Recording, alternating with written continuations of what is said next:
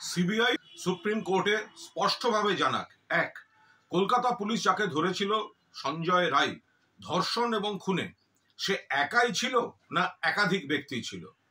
Point number 2, এই ঘটনা ধর্ষণ এবং খুন এটা একটা বিচ্ছিন্ন পৈশাচিক নারকীয় কুৎসিত ঘটনা, নাকি কোনো চক্র অন্য কোনো কারণে এই ঘটনাটা ঘটিয়েছে।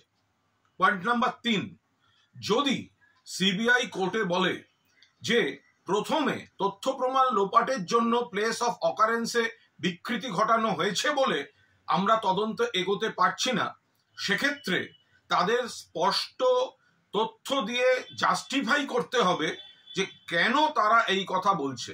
এবং 4, যদি তারা এটা জাস্টিফাই করতে পারে যে প্লেস অফ অকারেন্সে প্রাথমিক বিকৃতির জন্য তাদের তদন্ত এগোতে পারছে না, তাহলে সেই প্লেস অফ অকারেন্স কাদের কাদের দায়িত্বে ছিল তাদের বিরুদ্ধে সিবিআই ব্যবস্থা কেন নেয়নি এবং কি ব্যবস্থা নিতে চলেছে এটাও খুব স্পষ্টভাবে জানাতে হবে। জাস্টিস ডিলেড মানে জাস্টিস ডিনাইড। করাপশন চার্জে সন্দীপ প্লাস 3 জন অ্যারেস্ট হয়েছে, অভিযোগ থাকলে উচ্ছন্নে যাক, কিন্তু মূল যে ঘটনা এই নির্যাতিতার ধর্ষণ এবং খুন, সেই মামলার দ্রুত ফয়সালা সিবিআই কে করতে হবে। কোর্টে মূলত এই 4টে পয়েন্ট নিশ্চিতভাবে তাদের ক্লিয়ার করতে হবে।